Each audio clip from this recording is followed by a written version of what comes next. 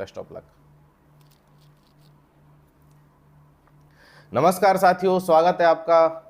मैं गौरव यादव। आज आपके सामने जो वीडियो लेकर के आया हूं मैं, एक आपके लिए बहुत बड़ी खुशखबरी है। जो भी स्टूडेंट बेसब्री से इंतजार कर रहे थे कि आरएस वैकेंसी कब आएंगी, तो वो क्षण आ गया है। आरएस की वैकेंसीज आ चुकी हैं और आप लोग पूरी तरीके से जुट जाएं, क्योंकि ज़्यादा समय इसमें मिलेगा नहीं। सितंबर और अक्टूबर के बीच में इसका एग्ज़ाम बता रहे हैं, तो आपको पूरी तरीके से मेहनत करनी है। 905 वैकेंसीज़ हैं और उसमें से आपको बस अपने लिए एक पोस्ट सिक्योर करनी है।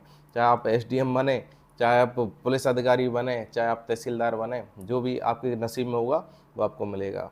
सरफरोशी की तमन्ना अब हमारे दिल में है, देखना है जोर कितना बाजुए कातिल में है।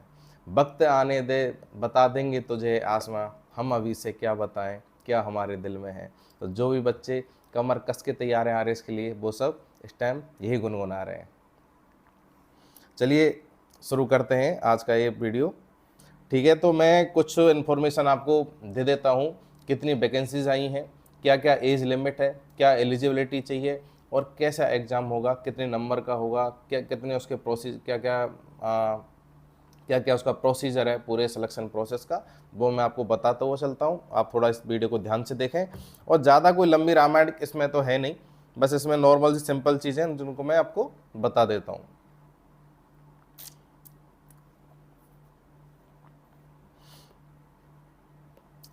आरपीएससी ने नोटिस जारी किया 28 तारीख को। ठीक है, 28 तारीख को नोटिस जारी किया आरएस का। आरएस की टोटल जो वैकेंसीज हैं, आरएस की जो टोटल वैकेंसीज है वो 424 तो हैं इसकी राजस्थान प्रशासनिक सेवा की, जो राज्य सेवा है, और जो अधीनस्थ सेवा आती हैं उनकी है 481। टोटल ये वैकेंसीज होती हैं आपकी 905। ठीक है, अब इनका जो वर्गीकरण है वो मैं एक बार बताता हूँ। जो इसमें मेन जो आती हैं आरएएस वाली जो वैकेंसीज हैं राज्य सेवा वाली, उसमें सबसे पहले आती है राज्य प्रशासनिक सेवा। उसकी 67 वैकेंसीज हैं, जिसको बोलते हैं RAS, राजस्थान एडमिनिस्ट्रेटिव सर्विसेज। उसकी टोटल 67 वैकेंसीज हैं, जिसके थ्रू आप सब सपना पालते हैं कि हम SDM बन जाएं। ठीक है, दूसरी है RPS, जिसकी 60 वैकेंसीज हैं। राजस्थान लेखा सेवा की 130 हैं। राजस्थान सहकारी सेवा की 46 हैं। राजस्थान नियोजन सेवा की 9303 है। राज्य कारागार सेवा की 8 हैं। राज्य उद्योग सेवा की 11 हैं। राज्य बीमा सेवा की 14 हैं। वाणिज्यिक की 0, खाद्यापूर्ति की 1, ठीक है, और परिवहन सेवा की 10, समेकित बाल विकास की 55, राज्य श्रम कल्याण सेवा की 13, आबकारी की 3 और अल्पसंख्यक मामलात की 3। यानी कि ये कुछ विभाग ऐसे जैसे पर्यटन हुआ और देवस्थान है, ग्रामीण विकास सेवा है, महिला विकास सेवा है, इनमें जो वैकेंसीज है वो इसमें नहीं है, इनमें सिर्फ 0 दिखाया गया है। तो प्रशासनिक सेवा और आपकी लेखा सेवा और राज्य पुलिस सेवा, इसमें सबसे ज़्यादा वैकेंसीज हैं। ठीक है, इसके अलावा एक समेकित बाल विकास है, तो इनमें भी बहुत अच्छी वैकेंसीज हैं। इसके अलावा जो आती हैं सबऑर्डिनेट सर्विसेज, सबऑर्डिनेट जो सर्विसेज आती हैं उनमें आप देखें तो सर्वाधिक पद हैं 481।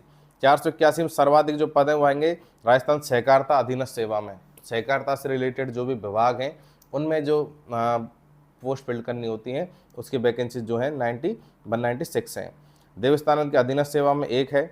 सहकारिता सेवा TSP में एक नॉन TSP होता है और एक होता है TSP। ठीक है, जो कि अनुसूचित जनजाति वाला जो क्षेत्र होता है उसको कहते हैं TSP। उसकी 7 वैकेंसीज हैं। तहसीलदार सेवा जो कि इसको कहते हैं RTS, उसकी 102 वैकेंसीज हैं।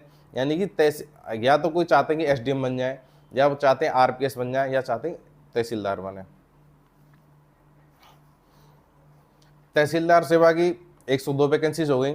इसके अलावा जो TSP एरिया में तहसीलदार होंगे उनकी अलग से हैं 12 वैकेंसीज। ठीक है, आबकारी के अधीनस्थ में 0 है, नियोजन अधीनस्थ में 03 है, उद्योग अधीनस्थ में 11 हैं, वाणिज्यिक कर अधीनस्थ सेवा में 33 हैं, वाणिज्यिक कर TSP में 4 हैं, खाद्य एवं नागरिक रसद में, यानी ये होता है आपका जो रसद विभाग आता है ना आपका, जिसमें आपको राशन वगैरह और ये सारी चीज़ें वितरित होती हैं, तो उसका एक अलग डिपार्टमेंट होता है, उसको खाद्य एवं नागरिक रसद विभाग भी बोलते हैं। ठीक है, उसमें आपकी 48 वैकेंसीज़ हैं। इसके अलावा बात करें समेकित बाल विकास में 9 हैं, TSP में 02, सामाजिक न्याय अधिकारिता विभाग, ठीक है, इसमें पर्यवेक्षक और कारागार कल्याण अधिकारी भी आएगा, इसमें 10 हैं। सामाजिक न्याय अधिकारिता TSP में 1 है। श्रम कल्याण में 13 हैं, श्रम कल्याण TSP में 1 है।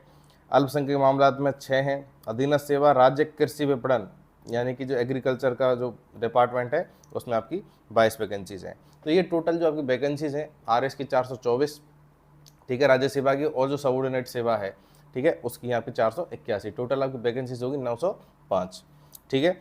अब इसमें जो एजुकेशनल क्वालिफिकेशन है उसका क्लियर आपको यहाँ लिखा हुआ है कि व्यक्ति को क्या चाहिए, ग्रेजुएशन चाहिए, यानी कि कोई भी 3 साल का आपने कोर्स कर रखा हो किसी भी यूनिवर्सिटी से, ठीक है, यूनिवर्सिटी एक्ट 1956 के अंडर, तो यानी जो भी ग्रांटेड यूनिवर्सिटी है ना, ऑथराइज यूनिवर्सिटी, उनके थ्रू आपने कोई भी ग्रेजुएशन का कोर्स कर रखा हो, बी हो, बीए हो, बीएससी हो, बीटेक हो, बीकॉम हो, ठीक है, ऐसी कोई भी जो ग्रेजुएशन के अंदर आती हो 3 साल का कोई भी कोर्स, ठीक है, इसके थ्रू आप इसमें एलिजिबल हैं। अगर आयु सीमा की बात करें तो 21 से 40 साल तक की इसमें आयु सीमा है। इसकी जो 1 जनवरी 2024 को 25 वर्ष की आयु, अगर कोई अधिकारी राजपत्रित कोई कर्मचारी है उसकी जो आयु है वो चाहिए 25 वर्ष, ठीक है, लेकिन वो 45 साल का नहीं हुआ हो। और जो नॉर्मल स्टूडेंट्स हैं आपकी तरह हमारी तरह, उनको 21 से 40 साल तक है। इसमें कुछ छूट भी होती है, जैसे SC ST OBC, इनके लिए SC ST OBC और EWS वगैरह, तो इनके लिए 5 साल की छूट होती है पुरुष वर्ग में। अगर महिलाओं के बारे में अगर हम बात करें तो 10 साल की छूट होती है। सामान्य वर्ग की महिला के लिए 5 साल की छूट है। विधवा एवं विच्छिन्न महिला, परित्यक्ता, तलाकशुदा, इनके लिए अधिकतम आयु सीमा कोई भी नहीं है, यानी कि कभी तक भी एग्जाम दे सकती हैं, ठीक है। तो इसमें तो यही है। सिविल सेवा में भूतपूर्व सैनिकों के लिए आयु सीमा में 10 वर्ष की छूट है। अधीनस्थ सेवा में 15 वर्ष की छूट है, ठीक है, यानी कि उनकी 50 ऊपर से आयु अधिक निकलती है तो उनकी ऊपरी जो सीमा है वो 50 साल लागू हो जाएगी, ठीक है। अब बात करते हैं हम चयन प्रक्रिया की। चयन प्रक्रिया में क्या होगा, एक आपका प्री एग्जाम होगा, एक आपका मेंस होगा, ठीक है, और उसके बाद होगा आपका इंटरव्यू। ये 3 आपके प्रोसीजर होंगे। सबसे पहले एक प्री एग्जाम होगा जो कि क्या रहेगा, ऑब्जेक्टिव टाइप। उसके बाद मेंस होगा प्री को क्लियर करने के बाद में, ठीक है। उसमें जो एग्जाम होंगे वो आपके सब्जेक्टिव होंगे। टोटल 4 पेपर होंगे, paper first, paper second, paper third, paper fourth, ठीक है। 200-200 नंबर के 800 नंबर का वो पेपर होगा। उसके अलावा एक लास्ट में होता है इंटरव्यू। इंटरव्यू और जो 4 एग्जाम आपके मेंस में हुए हैं, इनके नंबर कंबाइन करके लास्ट में एक मेरिट बनती है जिसके थ्रू आप क्या पास कर जाते हैं इस एग्ज़ाम को, ठीक है। परीक्षा का अभी इन्होंने कुछ बताया नहीं है कि किस उसमें होगी, फॉर्मेट में ऑनलाइन होगी या ऑफलाइन होगी। अभी तक ऑफलाइन ही होती आई है, तो ऑफलाइन ही ये परीक्षा होगी, वस्तुनिष्ठ होगी, ठीक है। और मुख्य परीक्षा होगी वो सब्जेक्टिव है। विस्तृत जो आगे अभी जारी कर दिया जाएगा, जो भी इसका सिलेबस है और जो भी इसके बारे में कोई इन्फॉर्मेशन आएगी वो RPSC की साइट पर डाल दी जाएगी। अगर आवेदनों की बात करें हम, तो आवेदन इसके कब से किए जा रहे हैं, तो वो आपकी किए जा रहे हैं 1/7/2023 से 31/7, ठीक है। आपको पूरा जुलाई का महीना आवेदन करने के लिए दिया जा रहा है। SSO राजस्थान की जो गवर्नमेंट की साइट होती है उस पर जाकर आप अपना रजिस्टर्ड करके इसमें फॉर्म भर सकते हैं, ठीक है।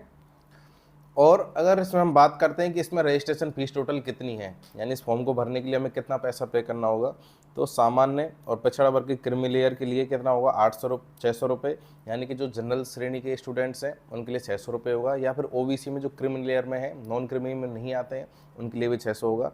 अगर आरक्षित वर्ग है, SC है, ST है, OBC है, EWS है, उनके लिए भी 600 रुपये ही है, या उनके लिए 400 रुपये है, ठीक है। और जो दिव्यांगजन है उनके लिए भी 400 रुपये। तो 600 और 400 की दो इसमें श्रेणी बांट दी गई है।